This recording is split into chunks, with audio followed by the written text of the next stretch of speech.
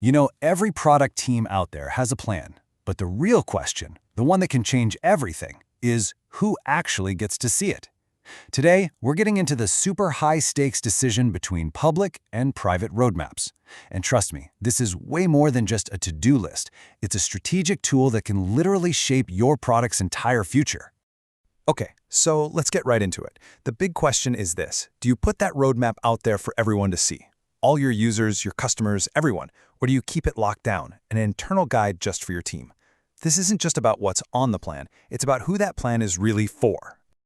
And let me tell you, the stakes could not be higher. This one choice has a ripple effect on everything, from how much your users trust you to how quickly your team can pivot and even whether you can stay ahead of the competition.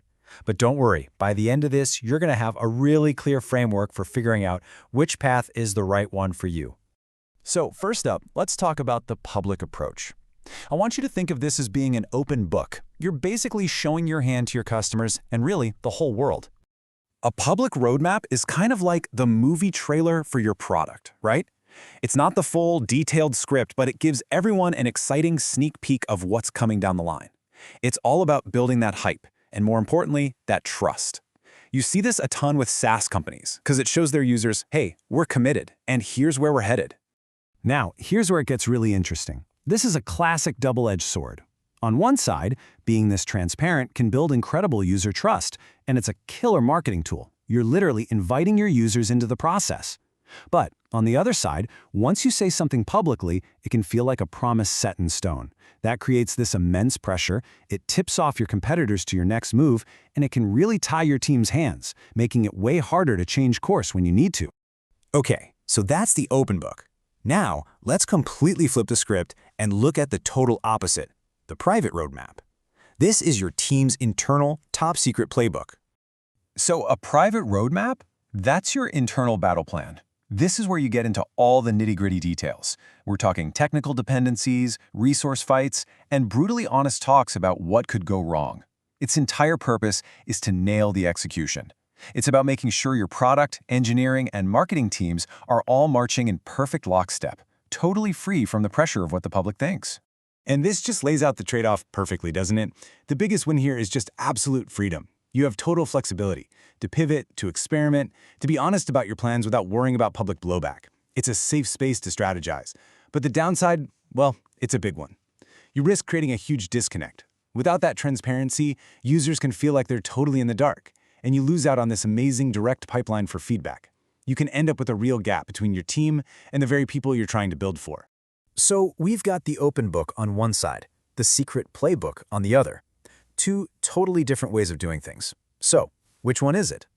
Well, what if you could actually get the best of both worlds? Let's figure out how. Putting these two head-to-head really just makes it all crystal clear. Public roadmaps? They're for your customers. The goal is trust, you communicate with high-level themes, but your flexibility takes a hit. Private roadmaps, they're for your internal teams. The goal is control and execution, you get into the granular details, and you have all the flexibility in the world. They really do serve fundamentally different purposes. So here's the crucial insight, the big takeaway. Maybe this is a false choice. You know, for so many of the most successful product teams out there, the answer isn't a hard either-or. It's all about finding that perfect balance between being open and staying in control. And that's where the hybrid model comes in. This is the secret weapon of really savvy product teams. It's about being transparent without getting trapped. Here's how it works. You keep your super detailed private roadmap for your internal teams, but then you publish a simplified, high-level public version, often using vague buckets like now, next, and later instead of concrete dates. The absolute key here is to frame everything as an intention, not a promise, and to be super clear that plans can and probably will change. This is the ultimate balancing act, and honestly, it can be a total game changer. Okay, so this all sounds great in theory, but how do you actually apply it? Let's get practical. Here's a simple framework, just a few critical questions to ask that'll help your team make the right call for your specific situation.